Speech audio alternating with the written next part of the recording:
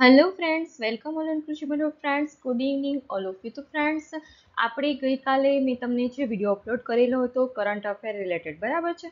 તો મેં તમને ત્યારે પણ જણાવ્યું હતું કે આવતીકાલનો અને એના પછીનો નેક્સ્ટ એટલે કે 2 દિવસ કન્ટિન્યુ આપણે જે પણ કરંટ અફેરનો વિડીયો છે મેં તમને કરાવ્યું છે કે જે આપણું એગ્રીને લગતું ટોટલી કરંટ અફેર છે એના જ MCQ સિરીઝ 2 દિવસ સુધી લાવશું. શા માટે?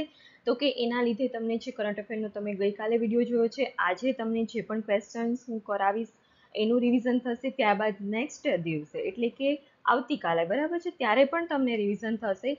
તો એના લીધે તમારું જે પણ કરંટ અફેર છે જે એગ્રીને લગતું છે વ્યવસ્થિત રીતે થઈ જશે, કેમ કે કન્ટિન્યુ તમે 3 દિવસ એની પ્રેક્ટિસ કરશો એટલા માટે, બરાબર છે.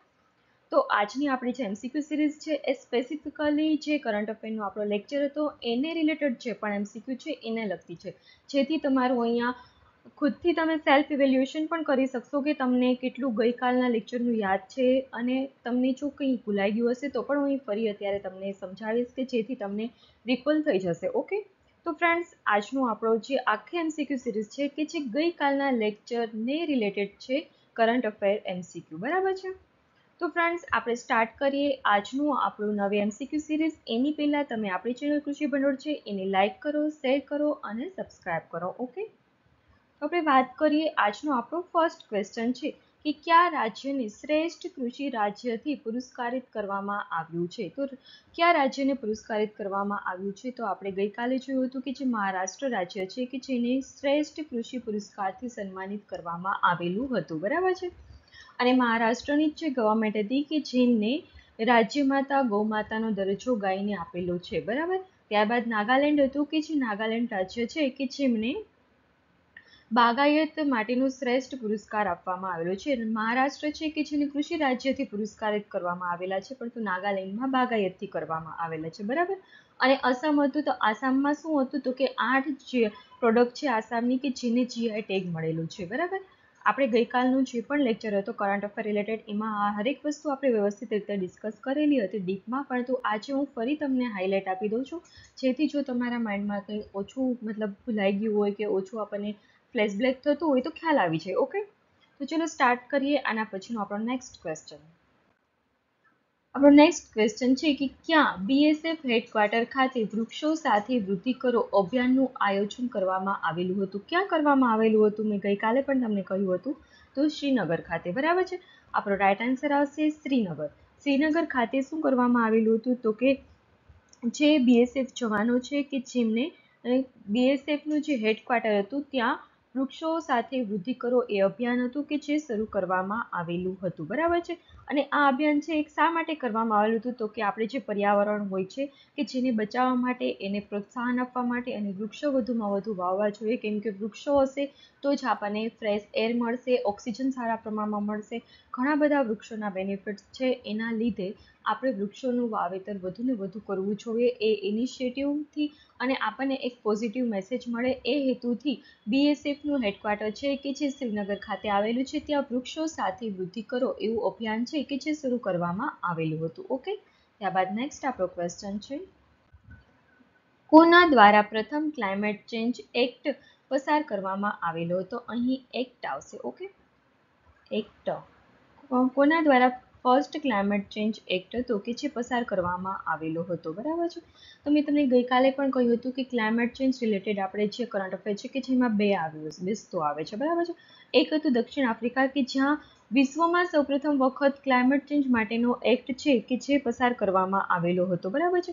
અને આ જે એક્ટ હતો એનું મેઇન ઉદ્દેશ્ય શું હતું તો કે જે ગ્રીન હાઉસ આપણા ગેસો છે એને ઉત્સર્જિત જે થતા હોય છે એને નિયંત્રિત કરવાનું, બરાબર છે. તો આપણને ક્વેશ્ચન એ થાય કે ગ્રીન હાઉસ ગેસીસ ક્યાં છે? તો ગ્રીન હાઉસ ગેસીસ છે એમાં કાર્બન ડાયોક્સાઇડ આવે છે, મિથેન આવે છે, નાઇટ્રોજન ઓક્સાઇડ આવે છે કે જે આપણા મુખ્ય ગ્રીન હાઉસ ગેસો છે. તો એનું જે ઉત્સર્જન થતું હોય છે, ઉત્સર્જન એટલે શું કે વધુમાં વધુ જ્યાંથી પ્રોડ્યુસ થતા હોય એને આપણે ઉત્સર્જન કહેતા હોય છે, બરાબર છે. તો એ જે ક્લાઇમેટ ચેન્જને અફેક્ટ કરે છે વધુમાં પડતા ગ્રીન હાઉસ ગેસીસ, તો એ છે ગ્રીન હાઉસ ગેસીસ છે કે જેને આપણે ઘટાડવાના, બરાબર છે. તો એના માટે દક્ષિણ આફ્રિકામાં સૌપ્રથમ વખત ક્લાઇમેટ ચેન્જ એક્ટ છે કે જે પસાર કરવામાં આવેલો હતો. ઓકે, તો સૌપ્રથમ ક્યાં પસાર કરવામાં આવેલો હતો? દક્ષિણ આફ્રિકામાં. અને બીજું પણ મેં તમને કહ્યું હતું ગ્રીન હાઉસ ગેસ અને ક્લાઇમેટ ચેન્જ રિલેટેડ, એ શું હતું? ડેનમાર્ક હતું, બરાબર છે, કે જે ડેનમાર્ક હતું ત્યાં સૌપ્રથમ વખત પશુઓનું જે ઉત્સર્જન થતું હોય છે, મતલબ પશુઓની જે પ્રોડક્ટ હોય છે તેમાં મળમૂત્રનો આપણે સમાવેશ કરતા હોઈએ છીએ, બરાબર, કે જેમાં સારા એવા પ્રમાણમાં મિથેન આવેલો હોય છે. એ મિથેન હોય છે એના લીધે શું થતું હોય છે? તો કે ગ્રીન હાઉસ ગેસ છે કે એનું પ્રમાણ છે વધતું હોય છે અને એક પ્રકારની છે ક્લાઇમેટ ચેન્જને અફેક્ટ કરતું હોય છે. તો એ જે ગ્રીન હાઉસ ગેસ છે કે જેનું ઉત્સર્જન ઘટાડવા માટે ડેનમાર્કે સૌપ્રથમ વખત કાર્બન ટેક્સ છે કે જે લાગુ પાડ્યો હતો, બરાબર છે. ત્યારબાદ આપણો નેક્સ્ટ ક્વેશ્ચન છે,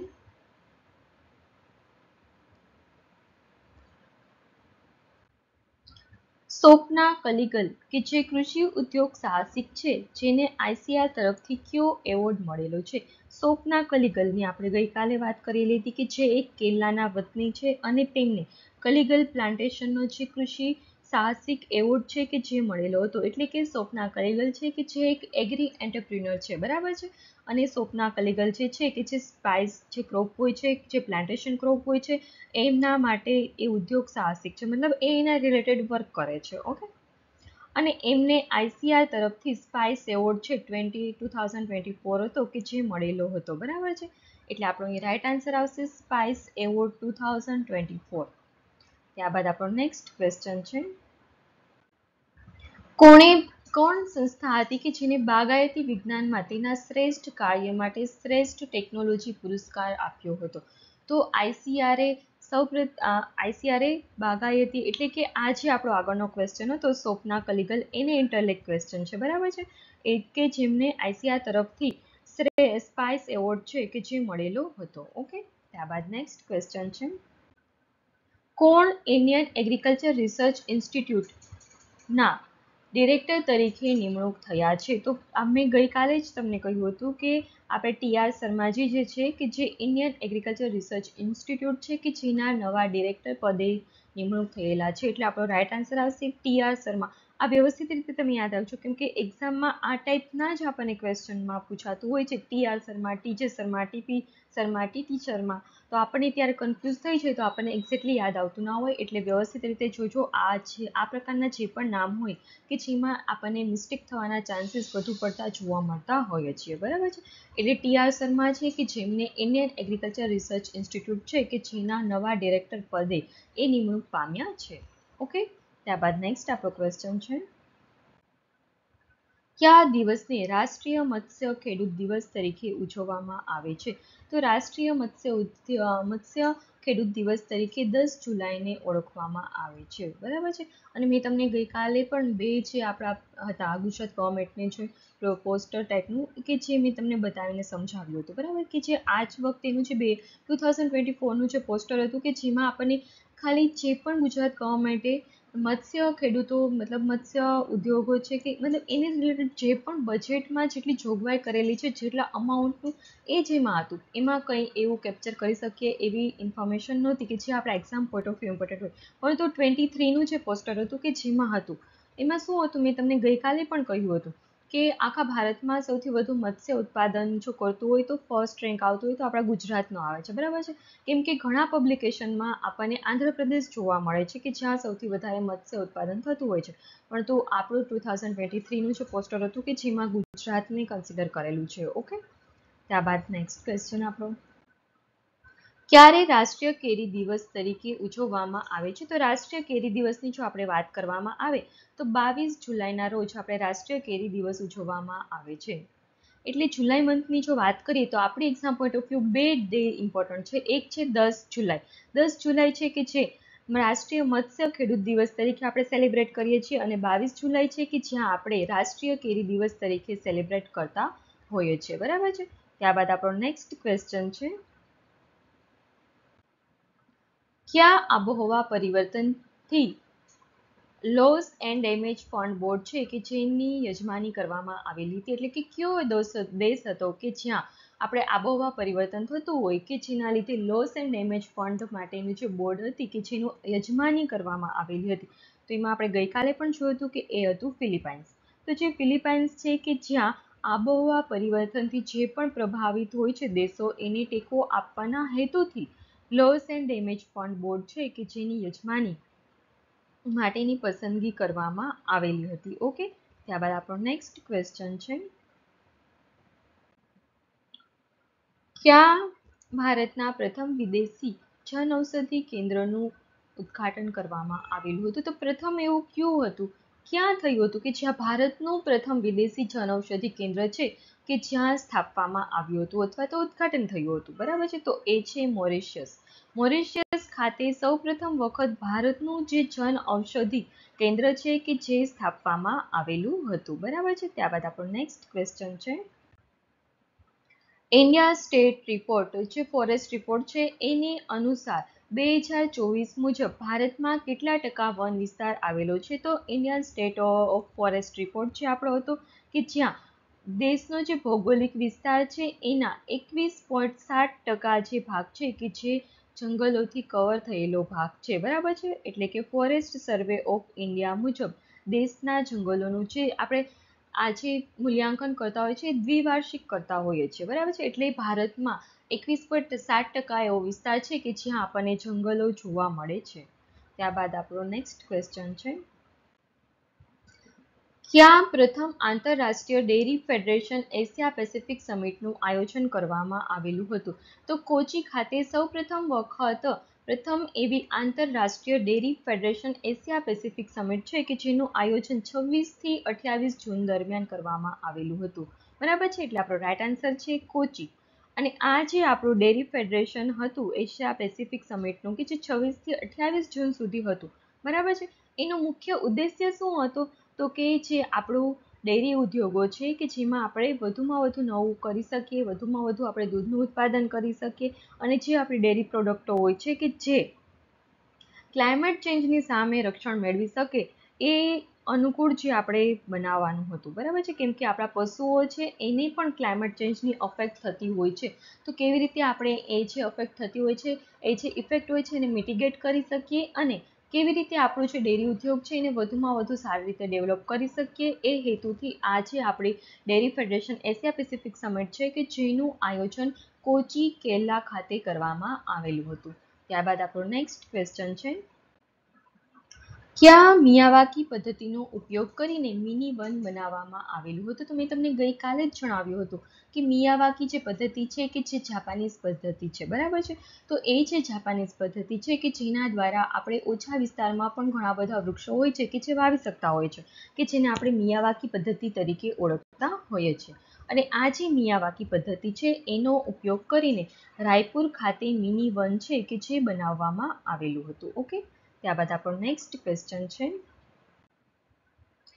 એન્વાયરમેન્ટ પરફોર્મન્સ ઇન્ડેક્સમાં ભારતે કેટલામો રેન્ક મેળવ્યો છે? તો એન્વાયરમેન્ટ પરફોર્મન્સ ઇન્ડેક્સ છે કે જેમાં મેં તમને ગઈકાલે પણ કહ્યું હતું કે ભારત ખૂબ જ પુઅર પરફોર્મન્સ ધરાવ્યું છે, કેમ કે આપણે લાસ્ટ ટુ થોડાક જ અપ છીએ. એટલે કે ટોટલ 180 દેશો હતા કે જેમાંથી ભારતે 176મો રેન્ક મેળવ્યો છે. આ ખૂબ જ ખરાબ વસ્તુ કહેવાય આપણા ઇન્ડિયા માટે.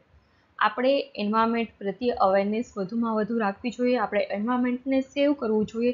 એ આ ઉપરથી આપણને ખ્યાલ આવે છે, કેમ કે આપણો 176 રેન્ક છે આઉટ ઓફ 180.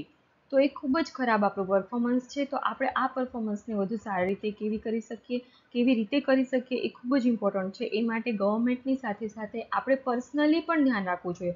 વૃક્ષો કપાતા હોય છે તો એને અટકાવવા જોઈએ, આપણે પ્રદૂષણ કરવું ના જોઈએ અને વધુ વરસાદ આવે એ માટે આપણે વધુ વૃક્ષોને પણ વાવવા જોઈએ. બરાબર છે, ત્યારબાદ આપણો લાસ્ટ ક્વેશ્ચન છે, કયા દિવસે વિશ્વ પર્યાવરણ દિવસ ઉજવવામાં આવે છે? તો વિશ્વ પર્યાવરણ દિવસની જો વાત કરવામાં આવે તો એ 5 જૂનના રોજ ઉજવવામાં આવે છે. અને આ જે વિશ્વ પર્યાવરણ દિવસ હતો કે જેની થીમ હતી લેન્ડ રિસ્ટોરેશન, ડેસર્ટિફિકેશન એન્ડ ડ્રોટ રિસાઇલન્સ. બરાબર છે, તો ફ્રેન્ડ્સ આજના આપણા જે MCQ સિરીઝ છે કે જે અહીં ખતમ થાય છે. આપણે કાલે ફરી મળીશું નવા MCQમાં. ત્યાં સુધી તમે આપણી ચેનલ કૃષિ ભંડોળ છે એને લાઇક કરો, શેર કરો અને સબસ્ક્રાઇબ કરો. બરાબર છે, અને આજના જે પણ MCQ છે તમે વ્યવસ્થિત રીતે કરી લેજો. કરંટ અફેર રિલેટેડ છે એટલા માટે, કેમ કે એક્ઝામમાં કંઈક ને કંઈક કરંટ અફેરમાં આપણને આ MCQ પૂછાવાની શક્યતા છે એ ખૂબ જ વધારે પડતી જોવા મળે છે એટલા માટે. બરાબર છે, તો friends thank you so much. આપણે ફરી કાલે મળીશું નવા કરંટ અફેરના MCQ સાથે, બરાબર છે?